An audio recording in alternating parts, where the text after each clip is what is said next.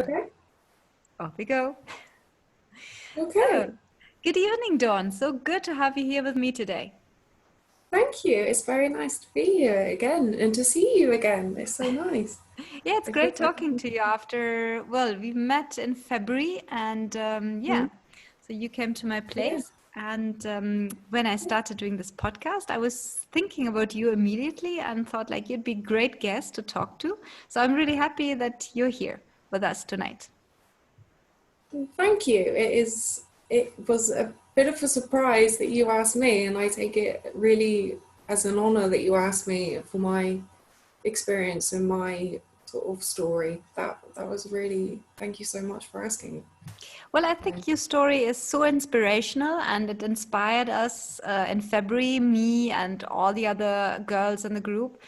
And so I think it really deserves to be told. And I think you are an inspiration for many other women as well. And so I think your story is definitely one very well suited for this podcast because, as I said, like we're trying to find inspirational women, women who kind of fought the odds and battled the odds and succeeded, or trailblazer women, so that we can maybe inspire other women to go ahead Mm. and do the same. Great. So why don't we start you just telling me a little bit about where you grew up, where you're from, first of all, and how your relationship with horses kind of started. Okay. Well, um, I was born in England. I lived in England all my life. Down in the southwest in Somerset and Exmoor, so we have the Exmoor ponies 5 minutes away. I sort of I grew up very rural, very rustic. I was on farms when I was kids, chasing the sheep. Um, Always around horses and donkeys, always swimming in lakes and doing all that sort of thing growing up. And so horses came into my life very early, but I never had the opportunity to really ride them. So for me, they were more of, a pet, or, Right. like we have a dog or a cat. They were there for me to cuddle and play with and chase and do all that sort of thing with. And, I was 6 years old at the time. Um, and then as I grew up, I sort of moved away from the farming side, I suppose, because I was a teenager and teenage girls do that. Um, I fell into doing a lot of artwork, a lot of makeup, henna, and things. Um, and now I've lost my trail. Don't worry, just continue. So how um, um yeah, so right. So basically you grew up on a farm and then like yeah, well basically then disaster struck. You had a well, yeah. turning point in your life when you fell ill. So tell us a little bit about when did that happen and what happened and yeah, how did that kind of, go on? Well, it began when I was about 10 years old. Um, I started to get very ill in tiredness. I would fall asleep in class. I couldn't do PE because it was too much, and nobody understood why. They thought I was lazy. They thought I was, just lazy was the word that kept being thrown around. And then when a few years later, I hit a wall in that sense, and became bedbound within a day. For the next 3 weeks, I was bedbound. No idea why. And then it was later found out that I was diagnosed with ME, which is a very confusing illness, and it's very difficult to explain because nobody knows why you get it, nobody knows what it is, nobody knows how to treat it. And so it Right. is a mystery illness. And so I was struck down with this when I was a teenager, and suddenly all the things I dreamt of doing when I was a kid, of you know, growing up, going to university, traveling the world, working around the world, that was all my goal, my focus. That was taken away from me because I couldn't even read a book. I couldn't stay awake longer than 2 hours. I couldn't concentrate. My train of thought is always everywhere and nowhere. And it got so bad to the point that I couldn't work and I couldn't go to school anymore.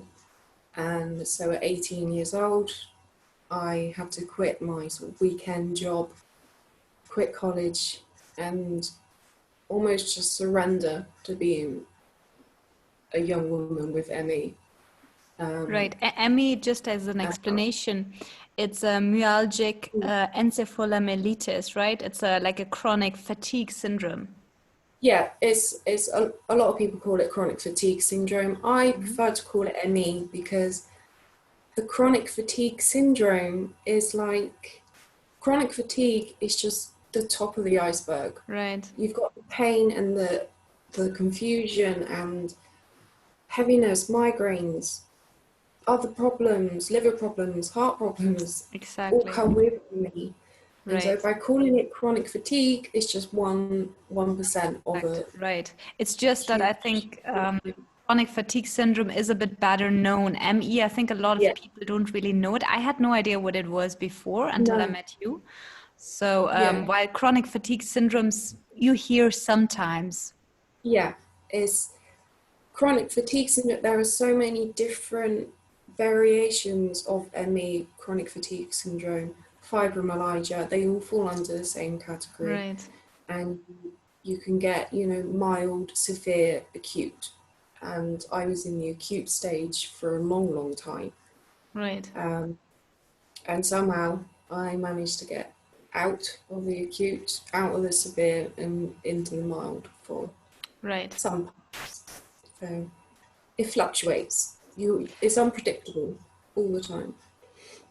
Right. So So then you turned 18, then what happened? I gave in to the ME to start with. I thought, okay, this is my life. This is it. Watching Netflix every day, you know, doing very little in my pajamas. And it all, my illness had already taken away so much from me that it got to a point of, no, I'm not letting it take away one thing that I've always wanted to do, and that is travel. Right. And before I was 18, I'd never traveled, never owned a passport, you know, never been anywhere. Sure. And when I turned 19, the first place I went to was Thailand because that was on the bucket list. And Right. when you're 18, 19, 20, Thailand is the place to be. But that didn't work well. I was meant to be there for 10 weeks and I was only there for 2 because it was such a culture shock and everything. It just made me so ill. My ME just crashed. And so I came home very early and my travel dreams were sort of broken. I was like, I can't do this. There's no Right. way I can keep traveling. And that was until I booked 2 weeks in India, which was a group travel situation all around Rajasthan. And that was when my sort of strength in travel came back because India changed my life, and you know that very well. And so that was very much a breaking point in, I can do this because look at all of this. This is so worth it. And so while I may not have achieved much since I've been 18, so what, 8 years now, I have achieved a lot more than many people would themselves, even with a regular life. Right. So I get to make my dreams come true when I go traveling, and then I get to sleep when I come home. It's very much that I live for these 2 months a year where I get to travel and then spend it at home sort of recovering. And Right.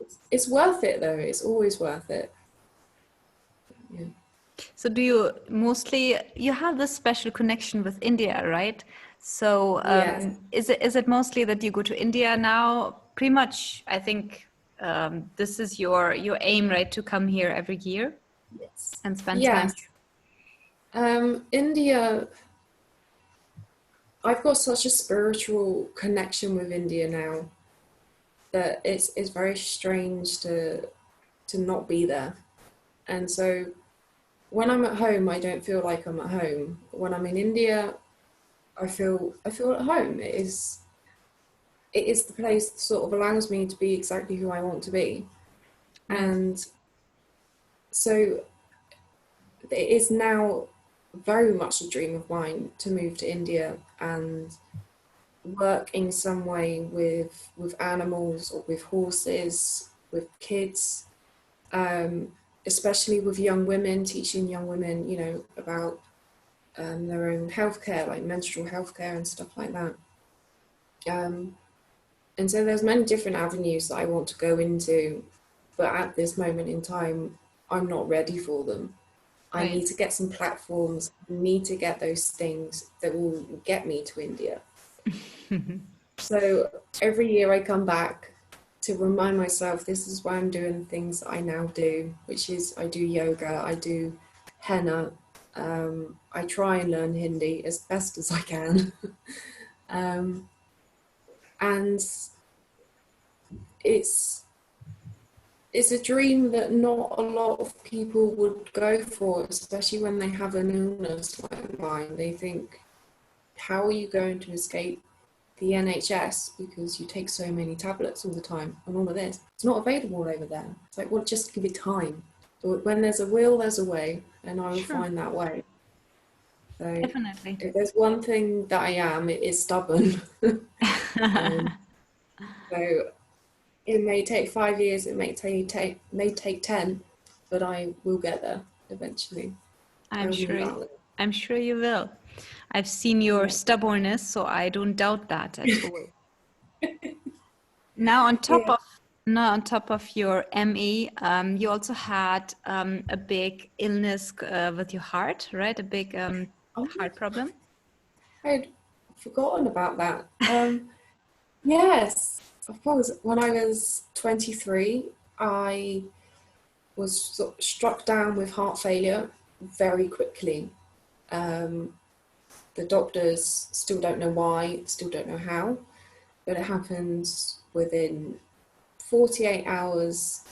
Um, my heart grew twice the size, and my lungs, sorry, were filling with fluid, and I couldn't breathe. Couldn't move. I got rushed to hospital, and my your heart is supposed to work between 55 and 65% ejection fraction or something. Mine went all the way down to 15. If it had gone any lower, then I would have died. I was on the transplant list for a year with my heart, and it certainly taught me a whole new level of weakness. I couldn't walk, I couldn't wash, I couldn't eat. The tiredness of heart failure with ME was unbearable. And still I'm not quite sure how I pulled through, and how, last year I came out of the clearing, and my heart is now back up to 45%, which is technically out of heart failure now. Right. And I don't know how I've done that. um, but I'm very glad that I did. Um, and with it has come a lot of strength. To go through something like that when you're 23 and you think you're about to die because of something that old people should have, not someone so young. Exactly.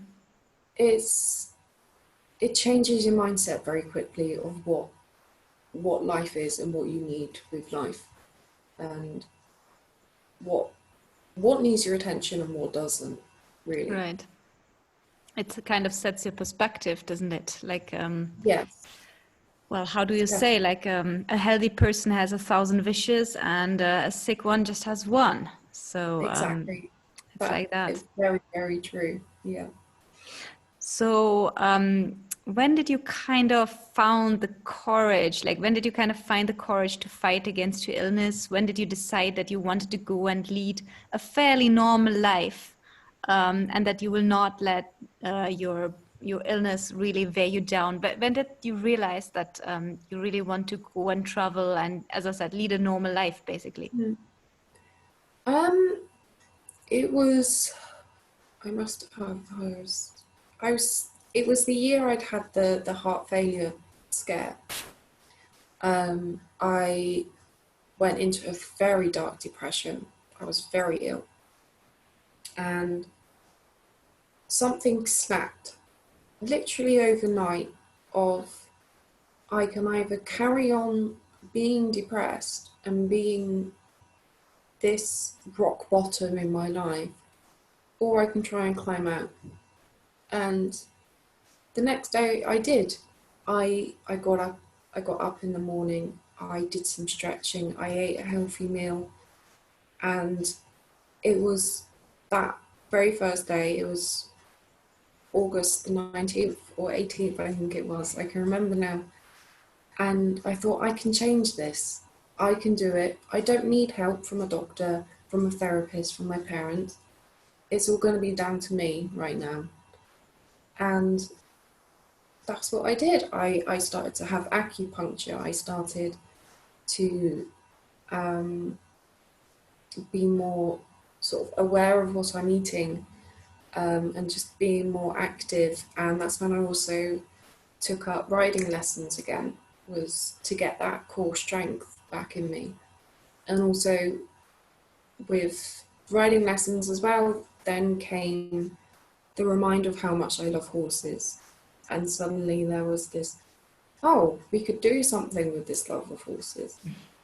And so, and then it just started to unravel of, if you can do this one day, you can do this the next day. And then, so I just gently worked myself up to then getting back out there.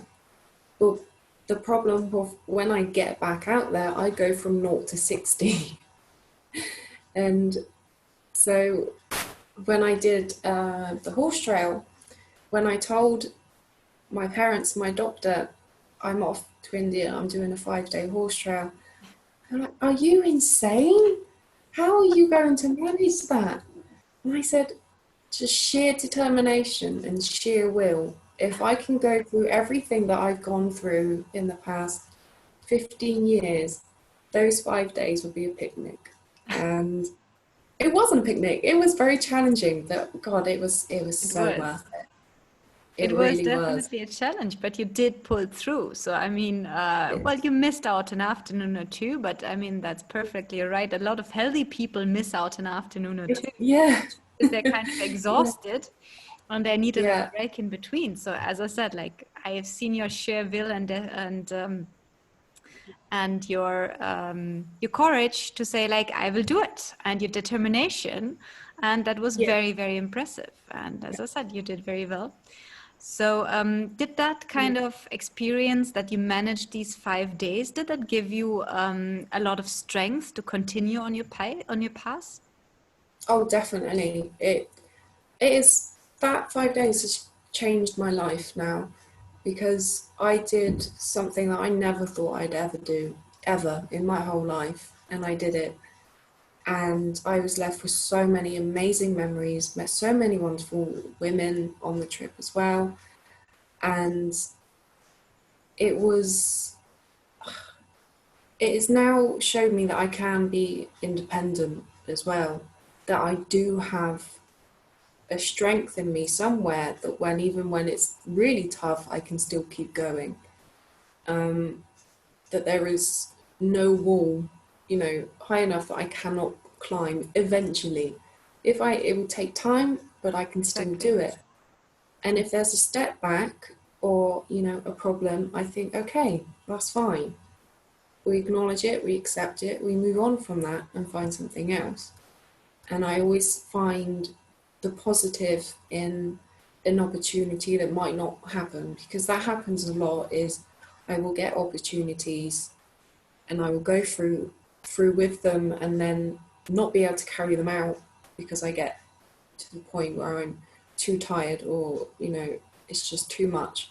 But now I know I can keep doing it, because that's exactly what I did in those 5 days. It's just keep doing it because it's worth it. And so even through lockdown and I wasn't able to go riding, I spent 5 months without going for a ride. I still had those memories with me that when all is well again, I can go back and do this. I can have and live a life like this. So Exactly. And you went riding, right? You did you posted on your Instagram account that you did go for a ride. Now, when was that? 10 days ago?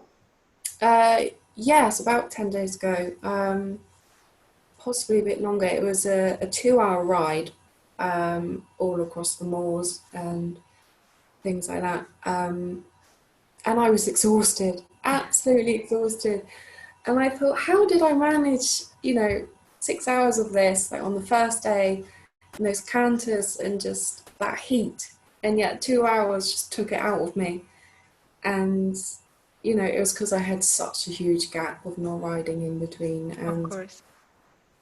that with horses is not good. You have to be very repetitive with horses. And so now that the stables are back open, I'm trying to get there every week at least to build that back up for when I come back out and do another one, and not have this 5-month hiatus.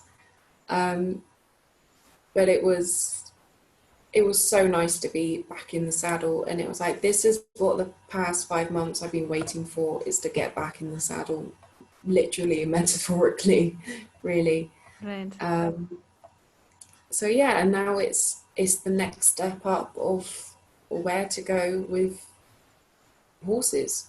I am very much a novice. I don't know an awful lot, because I never had that opportunity when I was a kid to go to pony school, pony club, Right. all of that kind of thing. I had to find my love of horses by myself. I had to afford the lessons from my own money and things like that. And so it's not been consistent. It will be here and there for a year or two.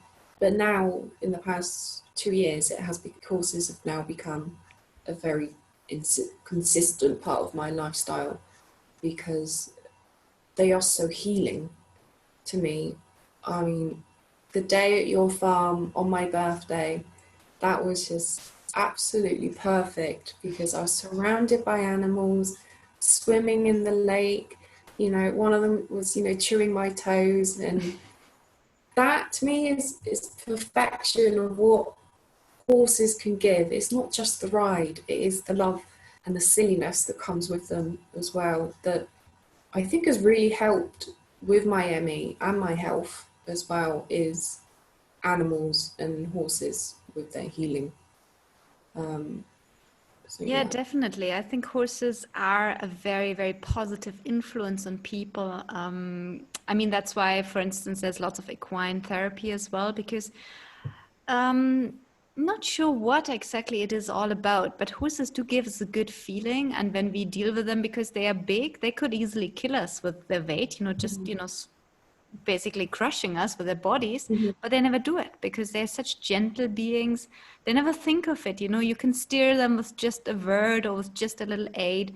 So I think this is some experience which does touch something in people's souls. So I think that's the reason why being with horses in particular is such a healing, such a positive influence on everyone. And I think people all can profit from it a lot. Well, turning back a little bit to your connection with India, you also have your adoptive family in India, right? So tell us a little Yes. bit Oh, how it come I to have be. several. Okay. Several adoptive families now. It seems every time I go to India, another family adopts me. Um, but my first adoptive family was Mahindra, and Mahindra was the tour guide for my first India trip, and he took me on like his daughter. He really did. I'm the same age as his daughter anyway. Um, and I was the youngest of the group, and I was very unwell with chest infection those 2 weeks. And he really was my guardian angel. He kept me safe. He kept me smiling. If I needed a doctor, there was one straight away. And he taught me so much about India himself, about the religion, about the beliefs, about the morals and the culture. And that's what really drew me in. And then on my second trip, I went and stayed with Mahindra and his wife in Agra. And it was just a week of pure Indian life. It was local. There was no other tourist anywhere, and it was home cooked food. It was lassies. It was chai. It was, I did gain a stone or two from that week because they just loved I to feed bet. me. Um, yeah, and me and Mahindra would talk so in depth about Hinduism and religions and philosophy and politics. And then every other Indian that I met seemed to be very engaged in the same conversations. And that's the sort of conversations I love, is when you go really deep into conversation and not, the small talk and the gossiping that, is very common in Britain. Right. And so, yeah, this adoptive family took me in, and they didn't have to. They did it because they wanted to, because I had become such a part of their life. And Indians, if they do anything well, it's they love so fiercely. Yeah. And Indians are so loyal, and family is everything. And to become a part of that is truly an amazing experience. And to then also spend Holi with them in March, with all the locals, all the kids throwing the powder, and then all the ladies dancing in the temple, in the afternoon. And it's the people and the way they think, it's their adoration and their faith in their religions and their beliefs that draw me in, that is the reason I keep coming back, is the reason I feel so at home, is it's because they just love so much. They love life. And Mahindra is very much the, epitome of that. He is all of that encapsulated. And so I'm very lucky to have, a place in India that I can call home. So yeah, that is, yeah. Yeah, that is amazing. I mean, it's nice. I can totally relate to it because, well, Indian people are just, they have a very special way, and there's so much energy in India. I think maybe that also helps you a little bit, with your illness, overcoming your illness. So Mm. do tell me one more thing. You do henna as well, the Indian, basically Indian Arabic art of painting hands and feet. So tell us a little bit, Mm-hmm. how did you come to do that? Did you do that even before you came to India, or did you learn it when you came first to India? I actually learnt it in Morocco, so it was before I went to India. Right. I was 21, and I was there for my birthday. And I saw a woman in the gift shop doing henna, and I didn't know anything about henna at this point.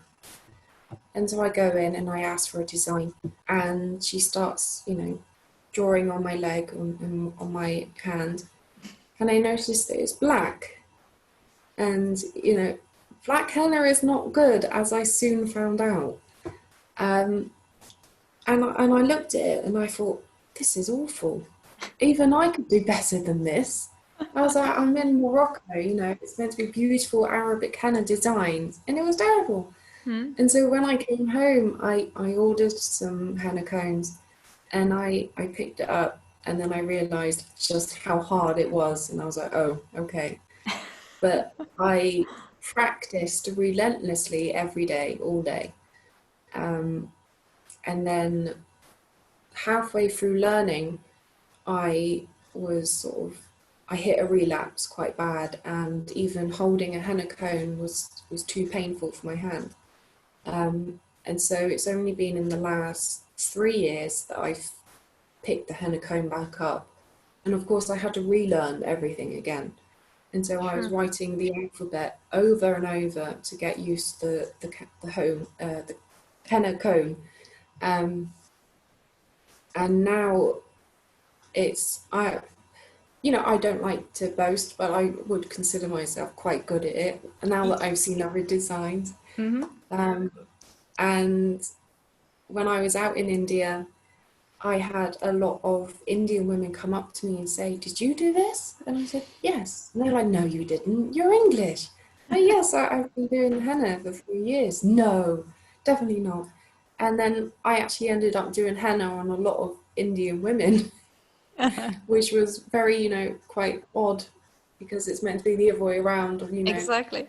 a white tourist coming to India for henna, but no, it's the white tourist doing the henna. Doing the henna, yeah. And you're really good. I have to say that I've seen, I Yeah. mean, we do henna for festivals. I mean, I never picked up that, that painting. It's really Mhm. difficult. You have to be really It good is. because it's very small and you have to paint on the hand. And, the person holding the hand never 100% still. So there's always a little tremor, No. a little movement. So it's actually very tough. I've tried small designs myself, but I'm very, very Mm. bad at it. But no, you're really good. Oh, Um, thank you. so actually, you have to do when you come next time. You have to do my henna on my hand too. Oh, definitely. Last if you Okay. can keep it still enough, because you're normally doing something here, there, or I know everywhere. that is the problem that I never really have the patience to sit down because it takes a while. Like I've seen the henna Yeah. painting for the weddings. Like it's an Arabic, it's an Islamic tradition actually, the henna, but it has Mm. come to India in the wake of the Islamic conquest, and now it's a very integral part of even Hindu society. So Hindu ladies do henna for the festivals as Yes. well. We call it mehndi. Yeah. So it's Mm. for the weddings. They basically paint the whole arms and the whole legs, and that whole procedure takes Yes. hours. So basically, the bride sits on Yeah. top of her bed or some kind of sofa, and you can imagine two ladies working on the both hands and two ladies working on the feet, and she's basically spoon-fed because obviously her hands are busy getting painted, and she has to keep that stuff on for quite some time because they Yeah. want it to last. So henna is like Yeah. a paste you put on, and then basically they wanted you have to leave it on, well, for some hours so that it gets a nice good rich color. So for the wedding henna, I think they try to leave it on as long as possible, a couple of hours at minimum, rather actually the whole night if possible. So Yes. that poor bride actually sits there the whole night. She cannot move, she cannot sleep properly because she has to make sure that the henna doesn't get rubbed off. No.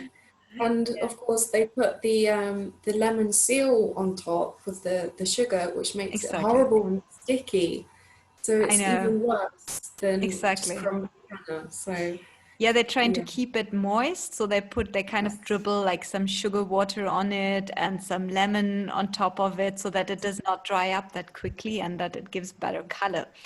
Because the wedding mehndi should really last a couple of weeks, preferably like Yes. a week or 2 weeks. And I even say the longer it lasts, the better your relationship with your future in-laws and Yeah. husband will be. So if the henna Yes. fades quickly, you're going to have a terrible mother-in-law. Yes. Yes, that's very true. And also hiding the initials in the henna to Exactly. see if the husband can find it, and if he can find it or not depends on who's going to be the dominant one in the relationship. Um, Exactly. I love those little traditions, which I always Yeah. love to incorporate into my henna as well, because when I do henna, I do love to stick to original Indian designs. I don't like it when I see henna artists at fairs doing butterflies. I mean, okay, yeah, I Yeah, can understand it, but there is so much culture and a tradition behind it that I really like to stick to that method and that ritual of it being, sacred in a sense. exactly. Um, So you do henna in England as well, and you can earn a little bit money with it, right? yeah, it's where I live. I'm very rural. Is henna is not really a big thing where I live. You're not going to get many farmers wanting, their palm Obviously, stuff. henna tattoos. Yeah, Um, right. yeah. Um, so yeah, earning money from it is difficult. But if once I get the right, more experience, develop my skill a bit more, I can then, move to a place that's more like Indian orientated. The people that actually want henna for real reasons, for Weddings. weddings or for Eid or anything like this, because that's not going to happen down here. Probably. And yes, I can do the summer stalls and things like that, but that's only in the summer, and of which I had hoped to do this year, but obviously our summer's been completely wiped out. So Of I course, do thanks to feel, Corona. yeah, I do feel for a lot of henna artists that are, around the world at the minute, because they rely on the summer fairs to get their money in, Sure. and they don't have that at the minute. Um, and it's hard work for a small amount of money, depending on your level, depending on what you're doing. But if you're, Sure. you know, a henna walla, as they call them, um, it's you've got to do it fast, otherwise you can't get the money in. It's got to be a good money to person ratio, and if you take an hour doing one hand, then that's where the problem starts in that sense. Um, but it is definitely a career I want to pursue, because the thought of all those Indian weddings, as well, and attending those and doing the mehendi there, that would be a dream come true. It Right. really would. It's perfect. That's already in the Yeah. next question I wanted to ask you. So what are your plans for the future? Like what is there on your agenda for the next, well, maybe couple of years? Where do you see yourself?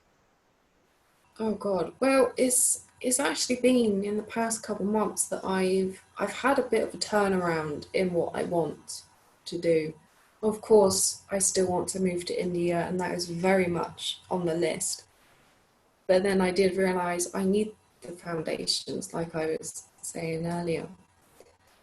And so I've decided to move out of my parents' home and get a place, for myself. Mm. Live with my two rabbits, Nelson and Tulip, um, and really start pursuing learning about horses and horsemanship and getting that experience in, as well as hopefully studying a lot more about sort of what's the word, sort of women's rights in India, feminine health, psychological health, and things with young women are the two things I really want to focus on and gain knowledge and gain qualifications so that I can then bring that over to Right. India. Um, so yes, I've decided to become a bit of a home bird for the next few years, and also I've got my nephew who's 9 months old now, and the thought of leaving him that's been a big 180 for me. Um, so yes, I mean, you've got to change your dreams to make your dreams work. I've Exactly. thought, Absolutely. um, that I can't just sit around and wait for an Indian man to come To and come marry and me, marry you. to giving me my visa and off I go to India. I need to do it myself. I Exactly. need to push myself and really get there. And then when the day comes that I can, sit on my balcony in India I think I now live here. It will all be worth it. So yes, that would be the next step. That's exactly. That sounds amazing. And I mean, living there is one thing, but you plan to come back to India now in winter and soak Yes. up a little bit more the Indian atmosphere and culture. And well, yeah, as I said, I got to know you when you came to India, and had you not told us all about, your health problems, none of us would have guessed it. You know, you are such a bubbly personality in India, and we never thought that you would have this, ME, chronic fatigue, heart issues, because you're so bubbly and so very positive. You're such a positive Yes. person. So yeah, we were all so impressed with you battling the odds, and I think India would be a great place for you to live. And I just keep my fingers crossed that your dream will come Yeah. true. And I think, yeah, I think you would really fit in very well, and it would do you good, and you could do good in India too. So Mhm. I think that would be amazing. So I'm looking very much forward to meeting you again this winter. Hopefully, let's keep our fingers Yes. crossed that Corona will not Yes. do any further Keep the mischief bug with crossed, that. definitely. And yeah, so let's go ahead. So usually after every interview, after the formal questions, the big Mm. questions, I'm asking some rapid fire questions. So the rapid fire questions are Okay. something just a Okay. little bit to put some humor inside, to, be a little personal. So they basically don't think much Mm. about it, just kind of answer the first thing which comes to your mind. Okay? Ready? Okay. Yes. Good. So what is your must pack item on any of your trips? Oh, crystals. That was the first thing, is my crystals. I'm very, I've got a crystal in my bra right now to bring me good luck. I carry them everywhere, so I always pack, good luck crystals, positive vibes crystals, all that sort of thing. They take up most of the weight in the suitcase. I see. Well, they're good. So when you travel, are you more like a planner? Do you plan everything ahead, or are you like the spontaneous winged style traveler? Just go ahead and go.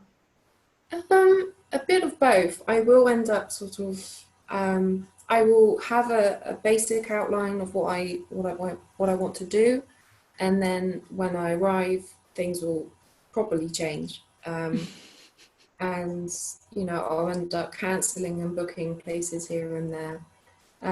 So I'm just a very laid back traveller with a template of what I want to do. Right. And yeah. Perfect. So what's your favorite horse breed? Well, as I'm not one that knows too much about horse breeds, but my favourite is the old Shire horses. They are my favourite. They are, just gentle giants, and they are so beautiful. I love them so much. Yeah, they are Yeah. definitely very impressive horses. Yes. Um, so if you could spend one, well, I kind of know the answer to that already, but I'm still asking you nevertheless. If you can spend one paid year off, where would you go? Well, apart from India, I will not say India in this one. I would love to go to New Orleans and spend time in Louisiana. I love the history there, the culture, the sort of voodoo-ness that around there, and the food, and just all of that. I would love to really explore, but India would obviously be number one. Right, exactly. Well, it's good to have some backup plans as well and maybe Exactly. go Yeah. somewhere else for a change. And I mean, you can always Yeah. kind of divide the time between New Orleans and India. Yeah.